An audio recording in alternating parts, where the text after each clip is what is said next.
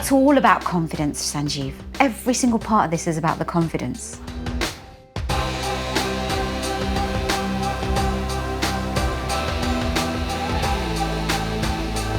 Welcome to the You and You podcast with me, Sanjiv Sangha. I hope you enjoy listening to the podcast today. If you do, please like it and leave a review.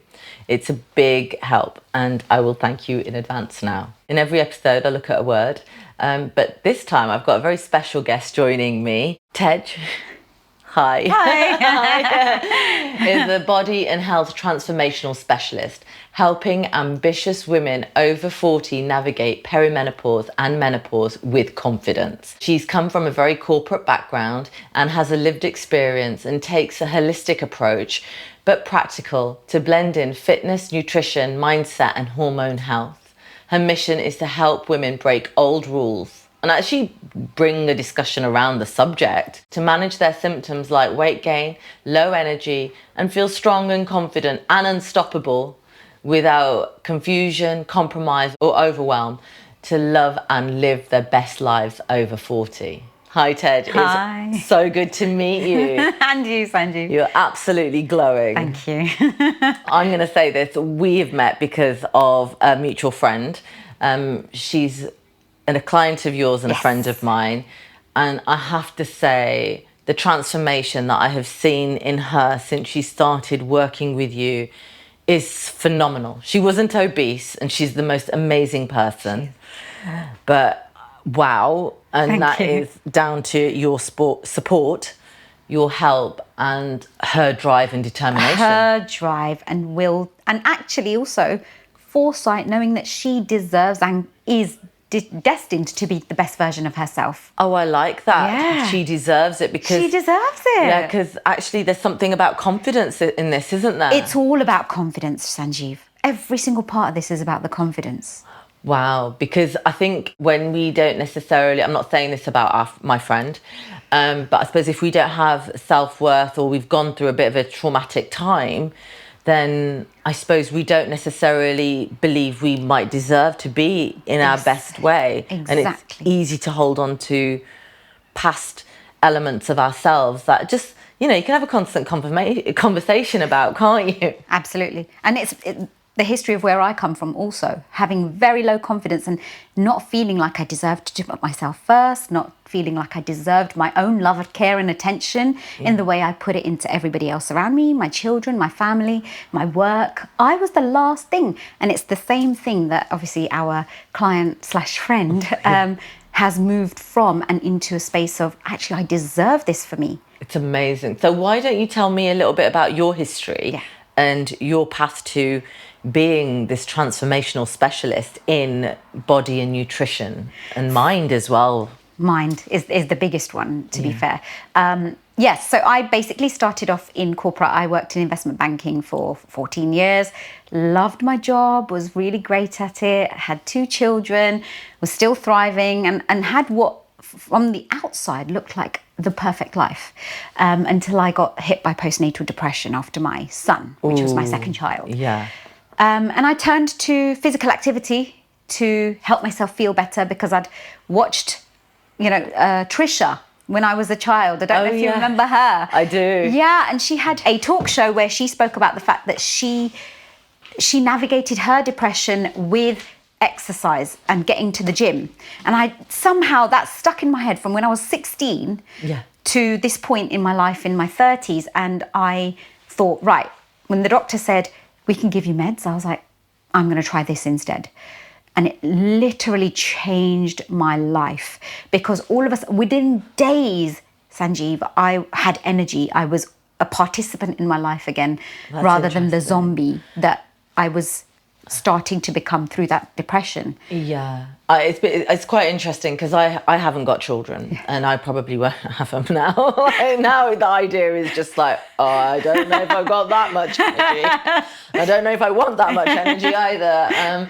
They're beautiful. I love kids and I really wanted them. And it's not something that was it's not something that was gifted to me, but it might mean that there's other things that I need to look at. And I'm kind of just about okay with that. With the whole tablet thing about, kind of antidepressants, essentially, I've been offered them. I'm not even going to deny it. When it's going through a very difficult time, and actually perimenopause was kicking it off, I think. And I think it was kicking off because of the amount of stress I was under, but I didn't necessarily know. Increased anxiety. This is like COVID, like through and through.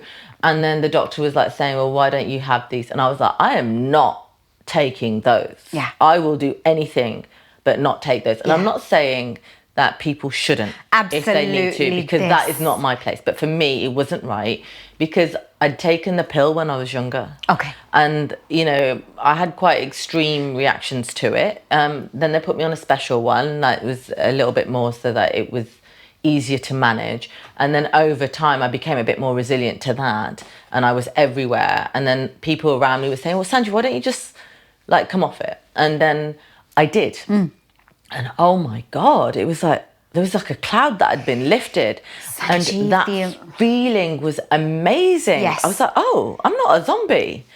And so that's why I've always refused drugs that will change my mood or how I am, because chemically change the way that our body's natural fluctuations as a woman need to be observed and taken care of is what I've now, at that time, I didn't think of it like that. I just thought pills, no.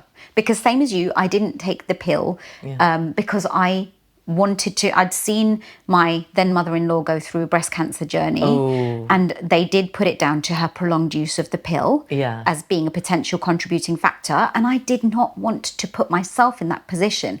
It took one instance, one experience, one journey for me to decide that's not what I want to see in my future. So if there's anything that I can resolve for myself, like exactly as you said, there is absolutely, like if you need to take antidepressants, please do.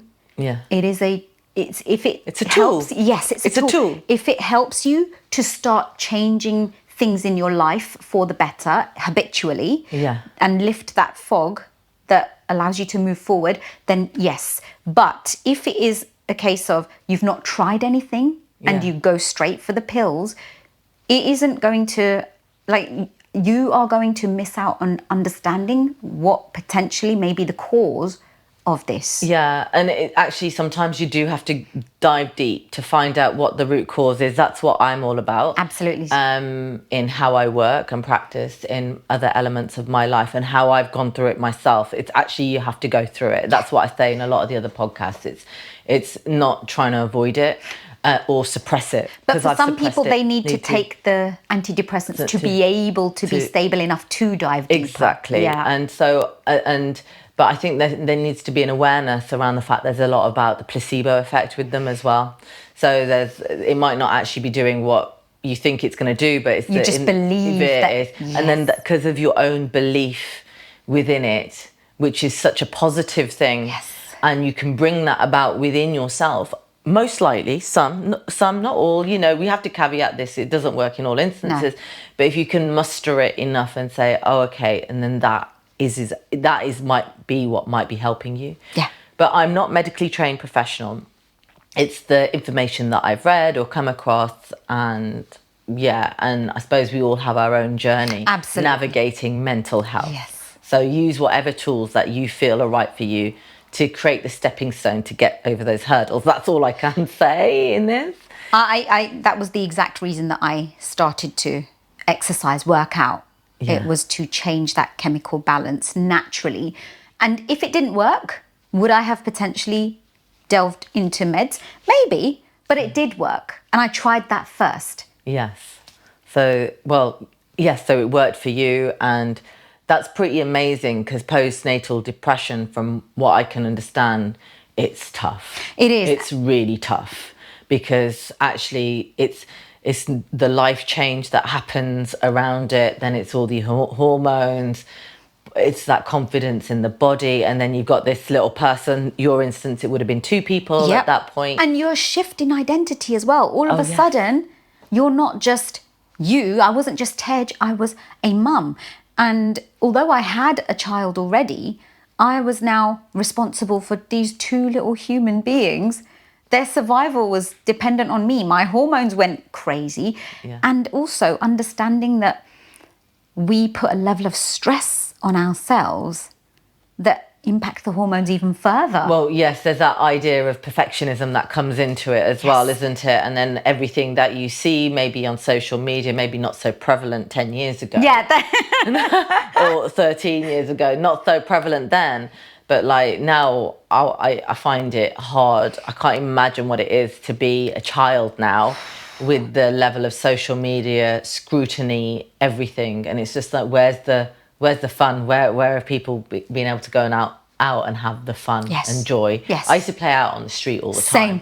And you just wouldn't be able to do it now. No. Because there's so many cars and actually safe spaces. My children don't have social media for exactly that reason. Yeah. And they won't until they're at least 16. Excellent. Well, they're not supposed to, are they? No, really? no.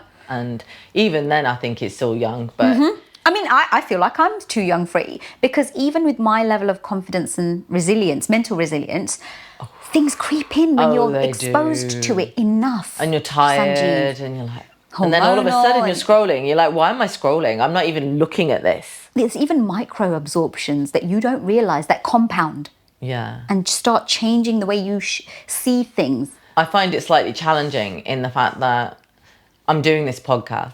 I know that I have to go onto social I know I have to go onto social media for the word to get out. And I'm going to have to be pretty driven about it. And obviously I've done a whole series. There's like 26 episodes, and there's a lot of work that's gone into that because I edited them and everything. But then now I'm just like, I have to do it, but then I feel like I'm contributing to this like mass. But you're contributing just as I do in a really positive way. Yeah. So there are gems like this, Yeah. like us, who want to help people. And I wouldn't call it influence. Yeah, I'm not going to start going, I went and ate here and did this and look at how glamorous my life is, because that's just like too much. I did have a friend who wanted to do that with me. And that was at the beginning of Instagram. Because I suppose we're all unique, and I think I'm probably a bit more forthright and might be a little bit more comic about certain things, but I just couldn't have my life out there and that feeling that exposed, and I suppose that's what I'm doing now.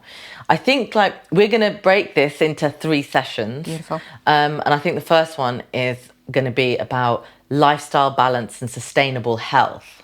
Great. So my first question for you is, what's the question women don't ask enough about their health and should? I personally think that women at this stage especially don't ask about what they should be doing now, not just to change the way they look and feel now. Yeah. It's future-proofing themselves. So the longevity aspect of it. What do I need to do now to make sure that 50, 60, 70-year-old me is living her best life? Not just alive, not just healthy, but living her best life. Yeah, not just about being able to get around. Exactly this. I had that in, I think it was probably about 10 years ago. I did get a PT. That's when you had to go down the gym and get a PT. Love that. Rather than the online thing. And he was like, you really, really need to start increasing your weights. And it was true. Yes. I did. But it's hard to when you're coming out of chronic pain. I've got a whole array of isures, but we won't go into those. Okay. I'm all right now. And it is through weights that I'm all right. Funnily enough, yeah. So I suppose like what's good for a teenager, say your daughter's becoming a teenager. Yes. What's good for her to start doing? Maybe just one thing. And then we'll go into somebody in maybe her 20s and then 130. Like, what I love is this question. So my daughter is 13 at the moment. And the first thing I would say about someone at her age, she's not on social media, but she does come across things on YouTube. Of course, and she'll grab your phone. Exactly. We as know. they do. Yeah.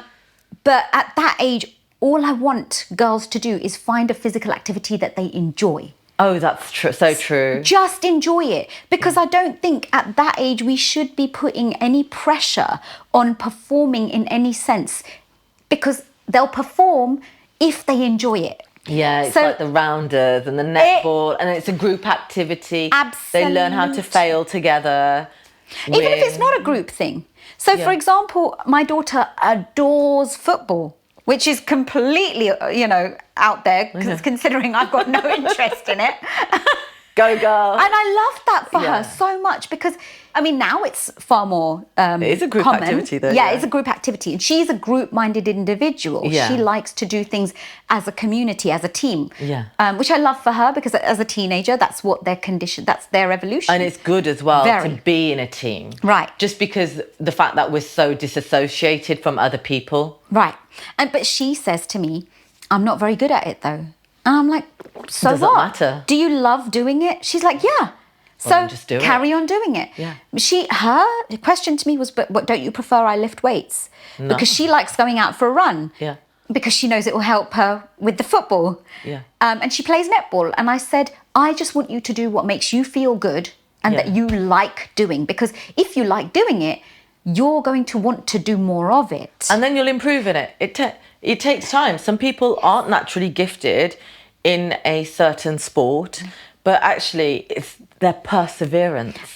And it is always, you will find that hard work absolutely precedes natural ability. I think that's a really great response. And it is about that choice. So what about somebody in their 20s? Somebody that has social media. Everyone's got these... Pilates trend on. Oh my God. What was it? Scrap? No, shredded. Shredded, maybe? No, it wasn't shredded. My niece used it. Snatched waist. Snatched. Yeah, she was like, snatched. Yes. And I'm like, what? Yes.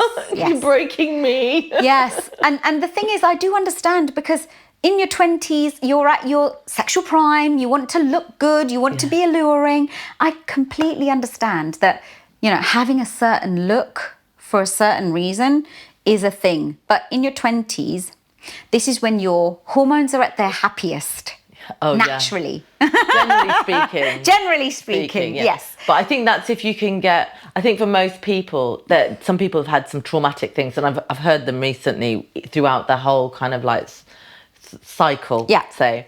But generally speaking, if you nail your diet and your exercise and have a nice balance, it kind of can work out for you really well. Yeah. But in your 20s, you can push yourself a little harder. Yeah. You can, I would definitely incorporate and make it a routine thing that you do to strength train. Minimum 3 times a week. And I'll say that as a blanket for every woman across every decade. But how many minutes? Lives. How many minutes? It doesn't matter. I know there's a big thing on time. You can also like the isolation. Should it be like, one session is on core, one is on legs, and one is on arms? No. I don't want people to think that they have to split it up like what it is typically called the bro split on body parts, or for women where it's core and abs. Yeah. Sorry. No, it's fine. We'll have so many ladies be like glute day, abs day, glute day, abs day, because that's the 2 things that they want. Okay. Oh, the arse and the arse belly. and the flat tummy. Okay. You like the belly. Right. I've got the belly. But the thing is, what you're looking for is your body's ability to build nice muscle tone, lean mass, in order to keep those hormones in a really happy, healthy place. Yes. And be able to live your best life. Like be able to go and hike for hours. Oh, that'd be nice. And build memories and let's do that. Yeah. I've only just met you, but let's go do that. I love that whole thing. And if anyone had said to me, what do you wish you had done in your 20s? It's that. I wish somebody had just forced me to go and do this, as well as continuing doing the things that you loved in your teens. Yeah. So for my daughter, for example, I would love for her to be like, I'm still playing football once or twice a week, mummy, but she probably won't call me mummy at that point. You can insist on it. I will. I've got a friend that says I'm not letting my children, I don't answer if they call me mom. Same at the moment. Maybe in their 20s I'll have to be a little bit slack. Yeah, I'd be like, oh my God, she still calls her mum mummy. Yeah. I'd be like, oh, do we want to date her? Maybe. But yeah, I would want her to still be doing the thing that she loves, but incorporate the thing that's actually good for her to add to that. Because it will make her a better football player as well. Oh, of course. Oh, wow, stronger. Yes. Way stronger. Way just stronger. Get the kick in. Way more, explosive. And the strength around the glute. Yeah. Exactly. Explosive. I like that word. Yeah, and because her hormones are so happy at that stage and at potentially their best, most stable, she's going to be an absolute powerhouse if she brings all of that in together at the same time. So what about then somebody in their 30s where now this is where perimenopause is kicking in for women? Yes. Or they're having babies. Or they're having, oh God. Yeah, and this is where I would say, if you are short on time, which at this point, you are. Most women are hustling in their careers. careers. Is getting crazy as well. Yeah, you're potentially middle management. Yeah. So you've got a team. You're also answering to others, and your time is being stretched across many different things. Potentially you're married. Potentially you've got children. So there's other responsibilities. Time is no longer in abundance in the way it was in your 20s. Yeah. And you've got more responsibilities. So at this point, I would say start prioritizing the strength training. Yes. Okay. That makes sense, doesn't it? But if you can, you may be able to incorporate some of the stuff that you love. You may not be able to get a 90-minute football session. And I keep referring to football because I'm thinking of my daughter in my head. Well, that's fine. I think it's good to keep it consistent. But why are we I know the answer, but why are we prioritizing the strength? For women in their 30s, we are, like you said, the hormones are starting to change. Yeah. Potentially not into perimenopause, but now you're more stressed. Potentially you're not getting the kind of sleep quality, and your body's tolerances to less sleep and more stress are no longer as sort of resilient as they were in the 20s. Elastic, where you can just kind of go, you know what? I love that word, elastic. Yes. And that is starting to sort of change. And so we need to then work a little bit harder at being more progressive in our strength training so that we are making sure that our hormones are happier, that we're building lean mass, because we're still in a place where our bodies are capable of building lean mass more efficiently. Yes. And then there's also that whole bone density thing as well, isn't it? So this is something that people don't understand is a real issue. For women especially. For women, because osteoporosis is a huge issue. Not just, obviously, being South Asian is a huge thing, but vegetarian veganism is so widespread now. The whole plant-based lifestyle isn't one that protects against bone density, osteoporosis, as well as a very varied diet. Yeah. So resistance training is one of the most important ways to build and maintain skeletal muscle, but also help improve your bone density and maintain it. Obviously, I'm telling you about the physical things that I would get people to do. The nutritional aspect of it is across the board, need to be focusing from 20s onwards, decent amount of protein to help. Okay, so that takes me to a question that I had for later, like, because obviously the people can focus in on the number of grams per kg. So I think it's like 0.75 that they say for women per kg of her body weight that they should have. So 0.8 to 1.2. 1.2. Is that for men as well? Or is that? Yeah. And then when is the best time to get that in? Is it like first thing in the morning? Like just kind of going, you know what? Through the day. Throughout the day. Yeah. So if you are a woman at any age, but more specifically from your 30s onwards, your breakfast is one of the best times to get a massive chunk of protein in. When I say massive chunk, love breakfast. Yeah. If I'd known you, I would have offered to cook. I'd make an amazing breakfast. That's my thing. Like breakfast is my favourite meal of the day. It's my favourite meal of the day. I think there's nothing beats it. Right. So you when might have people got say, brought it. That's definitely not protein, but you know. The thing is, butter. It annoys me when people say that they prefer skipping breakfast. I'm like, why would you do that? I've started to do it because of the intermittent fasting, but I think that's something we'll come back to. Yeah, I would love to later. But I think I love it when I have breakfast, and it might be that it's a later breakfast. Tell me why you love it when you have breakfast, other than you being a great cook. Oh God, it's so good when I get to cook it on the weekend. And it's a nice meal to share as well. I think it's very hard to have it in a weekday, because normally on a weekday it would be at my desk. So it would be so I'm going to start a new job. I'll be starting work at 8 a.m. So if I tried to get any exercise in before, that would mean that I would be having breakfast about 9 o'clock. It's already pre-made. It's all right. It'll be yogurt, some like kind of keto type nuts, like a breakfast type thing, and then some berries. And that's cool, but I like I'm more of a porridge and a warm breakfast girl. Yep. So yeah, that's where the weekends like really, Get fun. Get fun. Yeah. It's a treat. Obviously I have to get off that sofa and not be like brain dead from my week that's already happened. But I then skip it, because then if you try and do intermittent fasting, I haven't quite got that nailed, because I had a couple of years off from work, and then I've been working.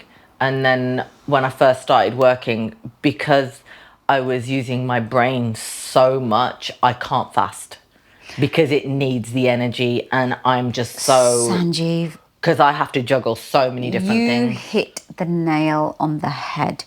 And this is the fact that you've just said your brain needs it. Our brain, it actually uses far more calories than any other organ in the bloody body. Yeah. So when women are starving themselves and then they complain that they can't think, they've got no mental clarity, they're forgetting what, I mean, I forget words in perimenopause, but our mental performance is absolutely impacted by lack of proper nourishment and nutrition, because this needs energy. It does. I think, like, I was listening to a podcast recently, and it was basically saying that, well, actually true fasting can only really happen when you're not doing anything. And that's because the fact that your body needs so much energy for your brain, and that if you are then doing activities, and maybe even that's like mental activities, I'm stretching this now, that if you are doing all those things, that you start burning a different type of fat, which is then your lean muscle, over your fat. Right. Or stored sugars. Right. My fat, my belly, innit? So you're right. It will absolutely. It's like when we don't have enough energy to use as fuel, your body will use fat stored as energy, but also lean mass, which is your muscle mass. Yeah. And actually, the prime objective of women, any human being, we want to try and hold on to as much lean mass as possible. It's true. There's this like really weird thing. So obviously we're both South Asian, Indian, innit? British Indian. Let's go with that. But then there's something within our genetics that has been built in for thousands of years, and that's how they've developed. And, it was all agriculture. It was farmland. And generally speaking, I definitely am the first generation that is working. Like, my dad was working on a farm when he was born. And then he came here, and then he did work in other industries. But really, genetically, we are from that, from the farm. And that is famine and feast. And it would have been extreme. Yes. So then our bodies are conditioned to extreme, our genetics are conditioned to extreme conditions.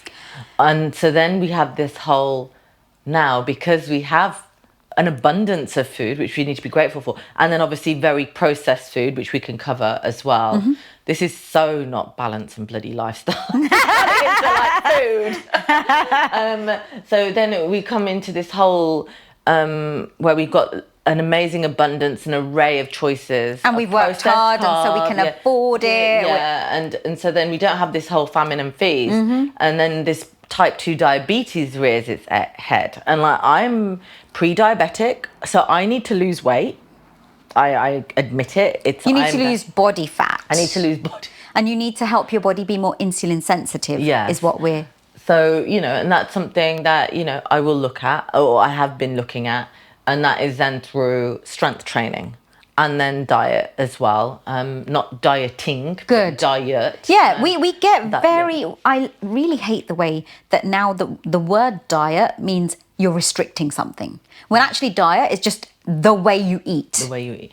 Yeah, so then we've come... So it's actually about how can we create... Like, because I think it's not... It's fine. I'm talking about me being a farmer's daughter. You know, that is my heritage and I'm very proud of it. But then we have this whole element now, actually just in society as a whole, where you do see people who are very overweight and you kind of go, oh my gosh, I can see what's ahead for you, because not because I plan it, but because of the fact that I've seen what diabetes does. And unless you kind of nail it now, you're going to be struggling. Right. And it's not, diabetes isn't a great journey, and it's becoming more and more prevalent. It's there. It's in the news that how prevalent it is. But you will be surprised at how easy it is to reverse that and to avoid it. Yeah, in the early stages, right? Especially. Absolutely. So I've worked with so many women who have reversed it and not just come back into pre-diabetic stage, but completely gone into a healthy space where it's not even a factor anymore. Yes, it's always a risk if it's in your genetics, if you have got parents that are diabetic. But I think generally speaking, in society as a whole, not just being Asian, but in Caucasian society, everyone, in African society, you know, you see it and it's in the news that it's on the increase. It is. What can people do in relation to that? Because that's where the whole concept of fasting has really taken off. It's like, oh, well, humans were always designed to be able to live for long periods of time without eating. Right, but we also use our brains more than we used to. Oh, God, yeah. And we're less physical. And this is the thing. I love that you touched upon the fact that you come from a farmer's background. Yeah. Because same as my family. Yeah. And my dad was born in the farmlands, but he then obviously immigrated. So we got the same and lived shared history there. Worked literally here in Brixton as his first job. And what a culture shock that would have been. Exactly that. I can't imagine doing it. What my parents did, it's amazing. But the thing is, our bodies then, we used to eat hearty carbs in the morning, go out into the farmlands and be active, like really strenuous activity. No, there was no machinery. No machinery. And then we'd come back and have a massive carby meal to replenish what we'd used. And our bodies, because we'd been working so damn hard, knew what to do with that fuel. So you didn't have overweight, obese people in the way then, because they worked hard physically. Yeah. And like the women did as well, because they used to have to carry the water to and from. They used to have to go. They did all the housework, and then they used to have to grind all the corn and the wheat to make. You may have to go to the next field, next farmer, to go and get a different type of fuel, food, nourishment that you don't produce it. Exactly. But it was done all physically, manually. Yeah. So the way we ate worked for what our bodies were doing at that time. Yeah. Now we're obviously far more sedentary. No need to go anywhere. And I think that's just society as a whole. So absolutely. if you take it back into the mainstream, it's not an Asian thing. It's a even back then, if you were here in England, you would have been you would have been walking miles a day. Yeah. If you wanted to go anywhere. Yeah, that's what they say. Like the muscles in the legs, they have to be the strongest, because that is actually your survival technique. Because actually to create a community and to have friendship, it's those muscles. Because we now have friendships here. Oh, God. Rather than here, okay? And text. Have you noticed my lack of texting? No, but what I mean is we're happy to maintain friendships on our phones rather than go and see them physically. Yeah. Right? The fact that I'm like, okay, I'll jump on a train and walk to your place. We easily could have done this over Zoom, and would it have the same effect? No, it exactly wouldn't have. This. I would rather do it in person. Right, but I was physically active in order to do that and to create that connection. My body is like, okay, cool, we're getting up and we're going. Yeah. And so I'm going to use this fuel. If we'd have done it over Zoom, like, I'm not using anything except this and this, essentially.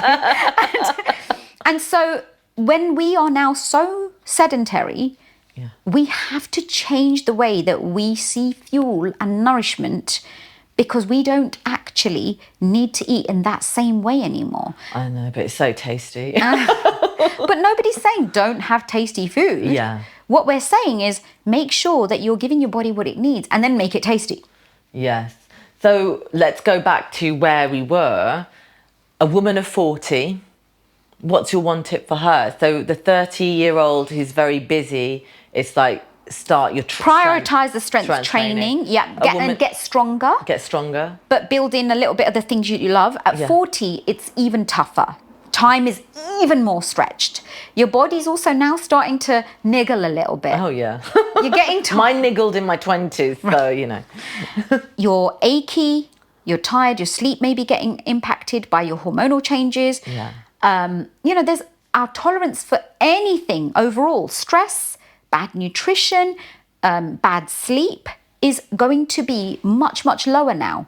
So if you're going to have any focus now is strength training. And I know I'm going to literally blanket that and say throughout every single decade into even your 70s, strength training. And that's the only thing, isn't it? Yeah. It's strength training now. And walking, being active generally. And then yoga and things like that, the things that you like, so to create that energetic movement. Right. So for me, I would say your rest and recovery, because I do never recommend people should be lifting weights, resistance training every day. Yeah. Because we don't have the time. So if you're in your 40s, what would you say? How many times a week? A minimum of 3. Wow. Okay. But when you do that 3 sessions, go all out. It's not just 20 reps of this and 20 reps of this. I like that. Yeah, like, no, come on. When I say strength training, I'm talking about nice, big, heavy lifts, compound lifts, like using properly tearing your muscles. Properly tearing your muscle fibers so that you're not then just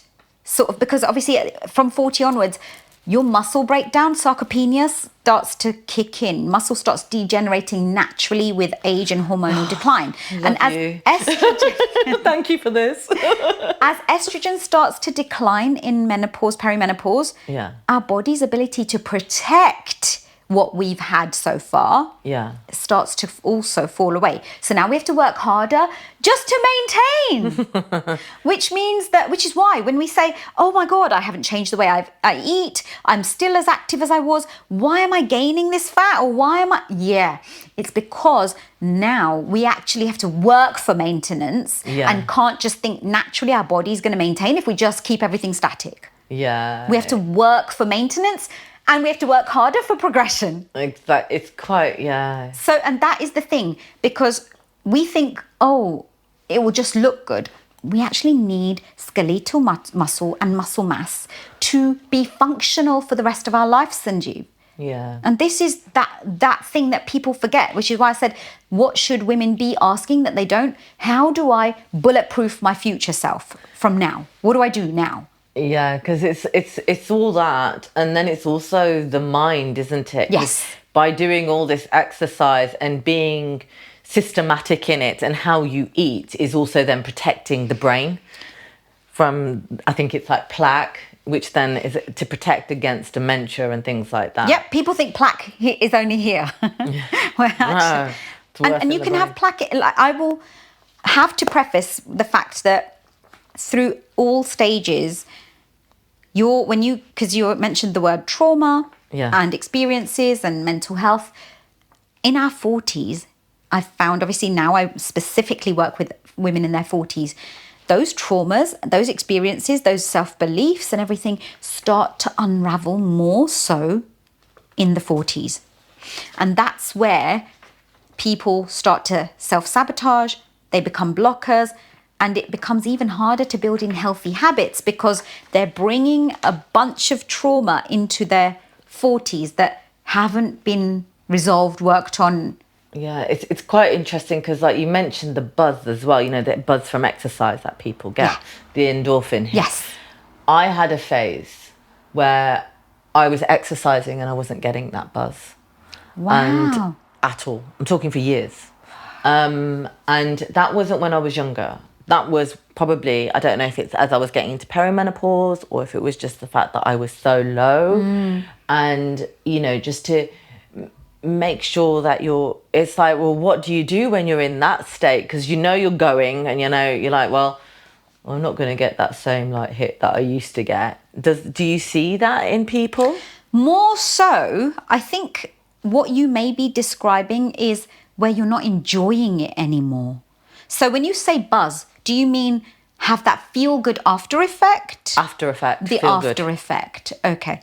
Well, it depends on what activity you are doing. And so I had a client, I've had a few clients over the years that are just like, I know it's good for me, Tej, but I just don't feel good while I'm doing it, after I'm doing it. I'm just doing it because I know, you need me to do it to change my body, and everyone says it's good for you. So that's the only thing that's keeping me at it. But I don't. That's a lot of people, though. Lots. That's. I would say there's a lot of people that who should be doing more, and I know a whole array of them that they're not doing it correctly, the weights, or even doing it, and it's like, oh God.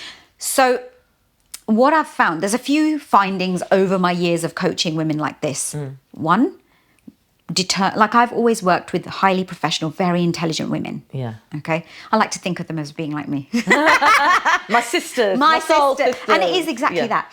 But women like us, we like a sense of achievement. And if we're doing the same thing on repeat and getting the same sort of outcome, by that I mean lifting the same weight every time and not seeing a change, not seeing ourselves get better. And I'll use the word performance because for us, for example, we get a massive hit from knowing that we've nailed a project and delivered it in such a beautiful way. Like you're an architect. And if you do your work in the way that you know you've done your best and your client walks in and goes, oh my God, this is better than I ever imagined, you get a buzz from that, right?